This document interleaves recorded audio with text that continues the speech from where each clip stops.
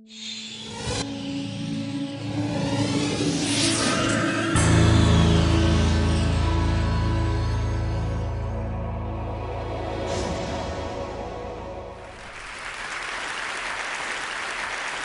like to talk today about the two biggest social trends in the coming century and perhaps in the next 10,000 years. But I want to start with my work on romantic love, because that's my most recent work. What I and my colleagues did was put 32 people who were madly in love into a functional MRI brain scanner, 17 who were madly in love and their love was accepted, and 15 who were madly in love and they had just been dumped.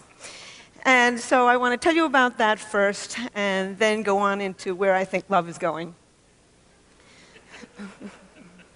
What 'tis to love, Shakespeare said. I think our ancestors, I think human beings, have been wondering about this question since they sat around their campfires or lay and watched the stars 1,000,000 years ago. I started out by trying to figure out what romantic love was by looking at the last 45 years of research on just psychological research. And as it turns out, there's a very specific group of things that happen when you fall in love. The first thing that happens is what I call, a person begins to take on what I call special meaning. As a truck driver once said to me, he said, "The world had a new center, and that center was Mary Ann." George Bernard Shaw said it a little differently. He said, "Love consists of overestimating the differences between one woman and another." And indeed, that's what we do. And then you just focus on this person. You can list what you don't like about him, but then you sweep that aside and focus on what you do. As Chaucer said, love is blind. In trying to understand romantic love, I decided I would read poetry from all over the world. And I just want to give you one very short poem from 8th century China, because it's an almost perfect example of a man who is focused totally on a particular woman. It's a little bit like when you are madly in love with somebody and you walk into a parking lot, their car is different from every other car in the parking lot. Their wine glass at dinner is different from every other wine glass at the dinner party. And in this case, a man got hooked on a bamboo sleeping mat. And it goes like this. It's by a guy called Wan Chen. "I cannot bear to put away the bamboo sleeping mat. The night I brought you home, I watched you roll it out." He became hooked on a sleeping mat, probably because elevated activity of dopamine in his brain, just like with you and me. But anyway, not only does this person take on special meaning, you focus your attention on them, you aggrandize them, but you have intense energy. As one Polynesian said, he said, "I felt like jumping in the sky." You're up all night, you're walking till dawn, you feel intense elation when things are going well, mood swings into horrible despair when things are going poorly, real dependence on this person. As one businessman in New York said to me, he said, "Anything she liked, I liked." Simple. Romantic love is very simple. You become extremely sexually possessive. You know, if you're just sleeping with somebody casually, you don't really care if they're sleeping with somebody else. But the moment you fall in love, you become extremely sexually possessive of them. I think that is a Darwinian, there's a Darwinian purpose to this. The whole point of this is to pull two people together strongly enough to begin to rear babies as a team. But the main characteristics of romantic love are craving, an intense craving to be with a particular person, not just sexually, but emotionally. You'd much rather, it would be nice to go to bed with them, but you want them to call you on the telephone, to invite you out, etc., to tell you that they love you. The other main characteristic is motivation. The motor in the brain begins to crank and you want this person. And last but not least, it is an obsession. When I put these people in the machine, before I put them in the MRI machine, I would ask them all kinds of questions. But my most important question was always the same. It was, what percentage of the day and night do you think about this person? And indeed, they would say, all day, all night. I can never stop thinking about him or her. And then the very last question I would ask them, I would always have to work myself up to this question because I'm not a psychologist. I don't work with people in any kind of traumatic situation. And my final question was always the same. I would say, would you die for him or her? And indeed, these people would say yes as if I had asked them to pass the salt. I was just staggered by it. So we scanned their brains, looking at a photograph of their sweetheart and looking at a neutral photograph with a distraction task in between so we could look at the same brain when it was in that heightened state and when it was in a resting state.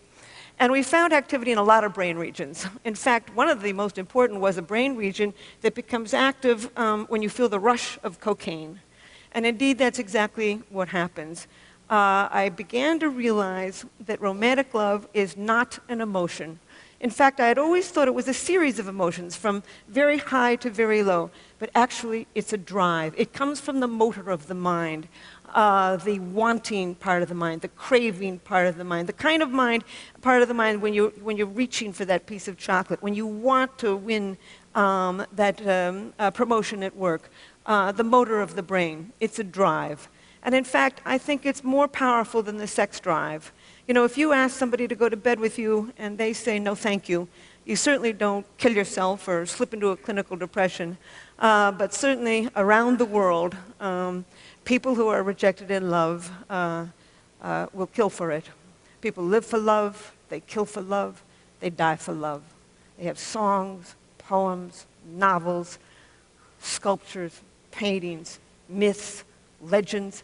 In over 175 societies, people have left their evidence of this powerful brain system. I have come to think it's one of the most powerful brain systems on earth for both great joy and great sorrow. And I've also come to think that it's one of three basically different brain systems that evolved from mating and reproduction. One is the sex drive, the craving for sexual gratification.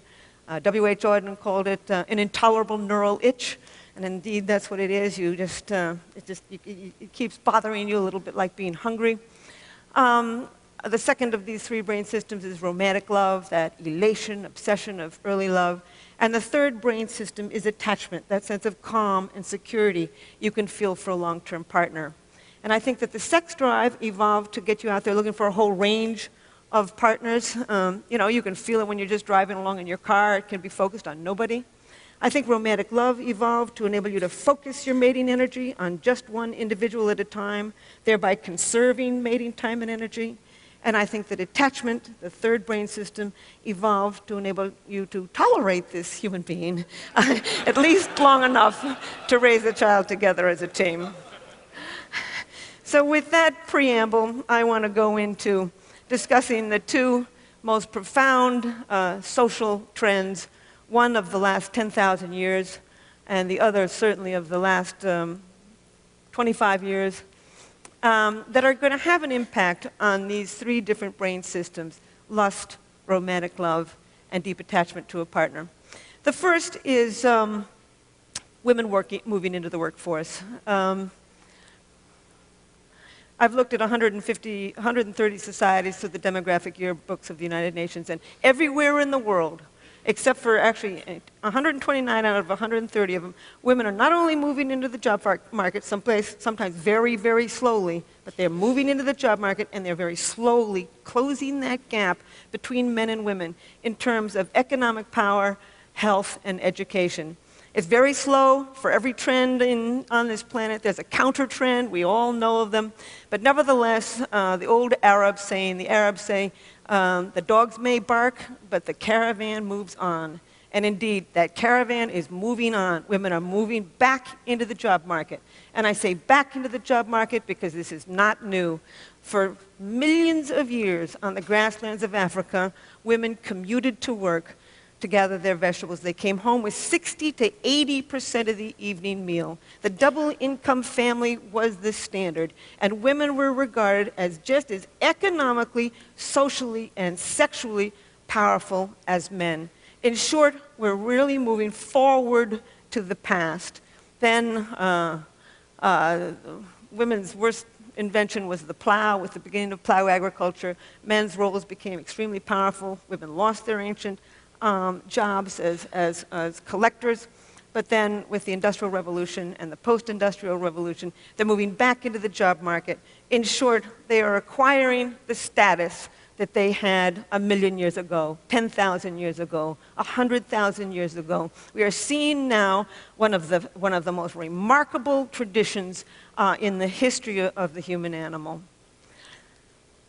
And it's going to have an impact. I generally give a whole lecture on the impact of women on the business community. I'll only just say a couple things and then go on to sex and love. There's a lot of gender differences. Anybody who thinks men and women are alike simply never had a boy and a girl child. I don't know why it is that they want to think that men and women are alike. There's much we have in common, but there's a whole lot that we do not have in common. We are, in the words of Ted Hughes, I think that we were built to be, we're like 2 feet. We need each other to get ahead. But we did not evolve to have the same brain. And we're finding more and more and more gender differences in the brain. I'll only just use a couple and then move on to sex and love. One of them is women's verbal ability. Women can talk. Women's ability to find the right word rapidly, basic articulation, goes up in the middle of the menstrual cycle when estrogen levels peak. But even at menstruation, they're better than the average man. Women can talk. They've been doing it for 1,000,000 years. Words were women's tools. They held that baby in front of their face, cajoling it, reprimanding it, educating it with words. And indeed, they're becoming a very powerful force, even in places like India and Japan, where women are not moving rapidly into the regular job market. They are moving into journalism. And I think that the television is like the global campfire. We sit around it and it shapes our minds. Almost always when I'm on TV, the producers who call me, who negotiate what we're going to say, is a woman. In fact, Solzhenitsyn once said, to have a great writer is to have another government. Today, 54% of people who are writers in America are women. It's one of many, many characteristics that women have that they will bring into the job market. They've got incredible people skills, negotiating skills. They're highly imaginative. We now know the brain circuitry of imagination, of long-term planning. They tend to be web thinkers because the female parts of the brain are better connected. They tend to collect more pieces of data when they think, put them into more complex patterns, see more options and outcomes. They tend to be contextual, holistic thinkers, what I call web thinkers. Men tend to, and these are averages, tend to get rid of what they regard as extraneous, focus on what they do, and move in a more step-by-step thinking pattern. They're both perfectly good ways of thinking. We need both of them to get ahead. In fact, there's many more male geniuses in the world, and there's also many more male idiots in the world. When the male brain works well, it works extremely well.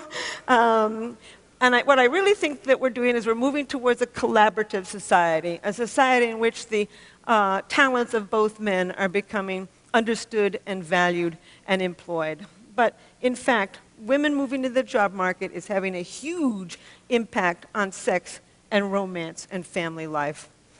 Foremost, women are starting to express their sexuality. I'm always astonished when people come to me and say, why is it that men are so adulterous? And I say, well, why do you think more men are adulterous than women? Oh, well, men are more adulterous. And I say, well, who do you think these men are sleeping with? Basic math. Anyway, in the Western world, women start sooner at sex, have more partners, express less remorse for the partners that they do, marry later, have fewer children, leave bad marriages in order to get good ones. We are seeing the rise of female sexual expression. And indeed, once again, we're moving forward to the kind of sexual expression that we probably saw on the grasslands of Africa 1,000,000 years ago, because this is the kind of sexual expression that we see in hunting and gathering societies today. We're also returning to an ancient form of marriage, equality. They're now saying that the 21st century is going to be the century of what they call the symmetrical marriage, or the peer marriage, or the companionate marriage. This is a marriage between equals, moving forward to a pattern that is highly compatible with the ancient human spirit. We're also seeing a rise of romantic love. 91% of American women and 86% of American men would not marry somebody who had every single quality they were looking for in a partner if they were not in love with that person. People around the world in a study of 37 societies want to be in love with the person that they marry. Indeed, arranged marriages are on their way off this braid of human life.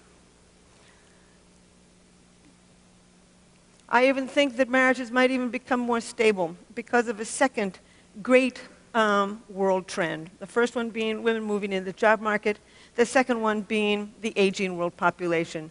They're now saying that in America, that middle age should be regarded as up to age 85.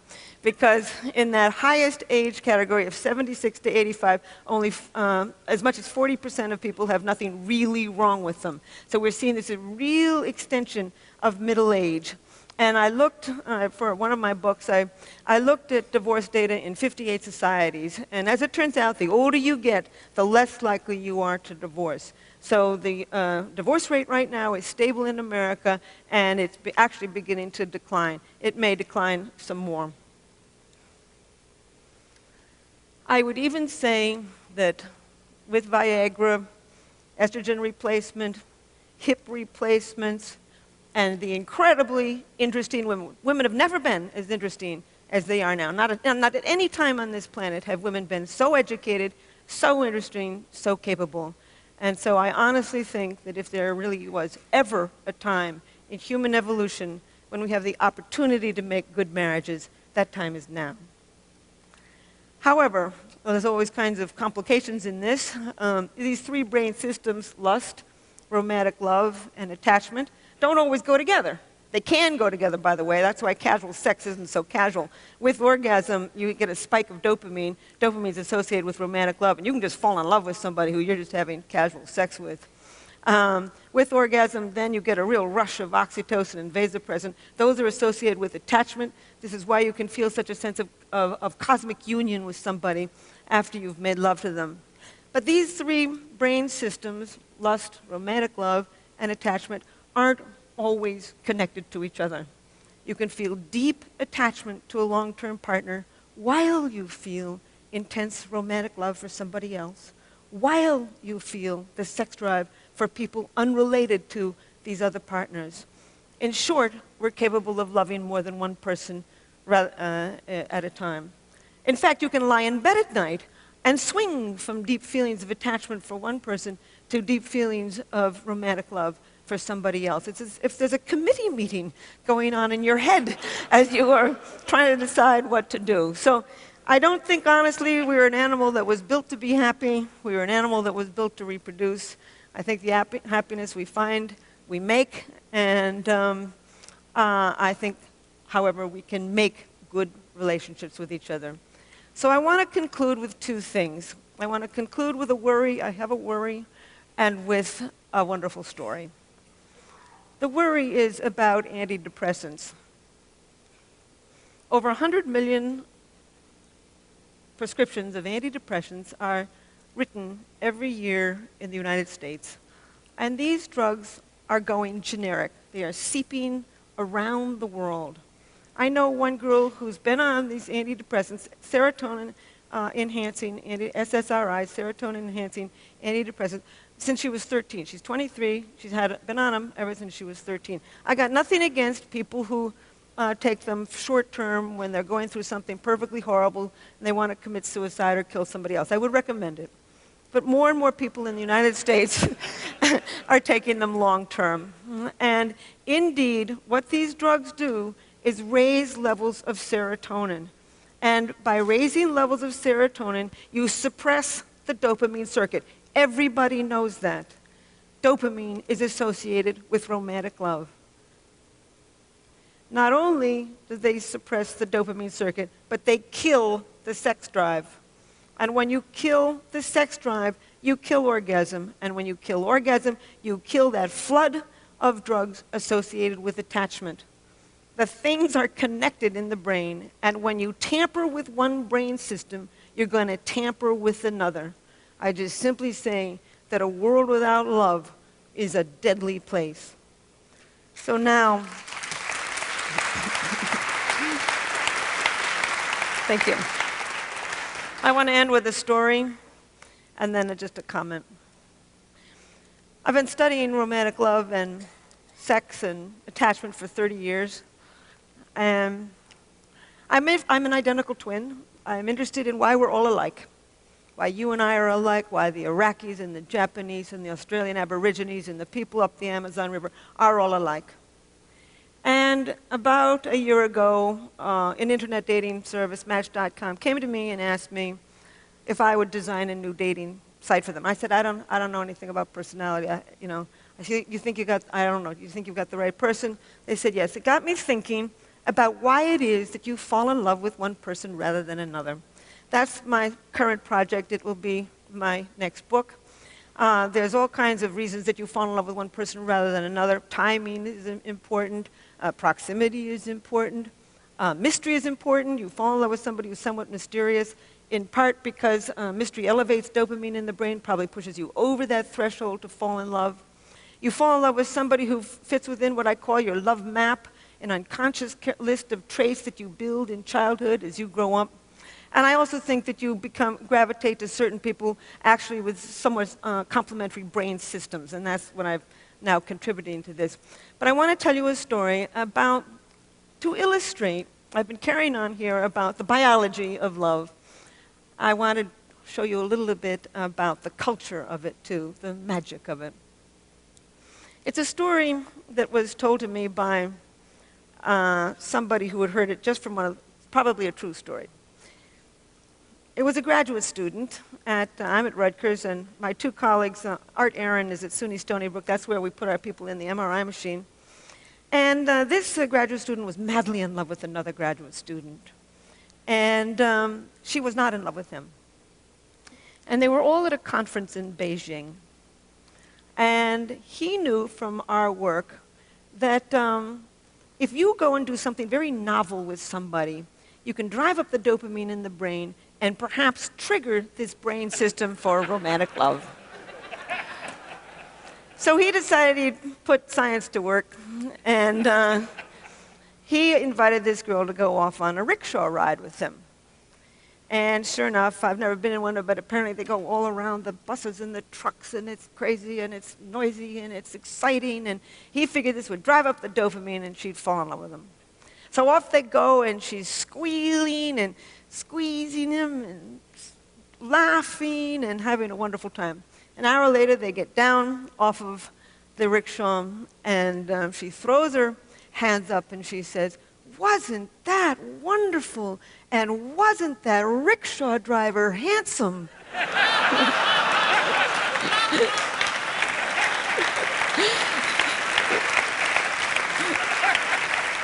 There's magic to love.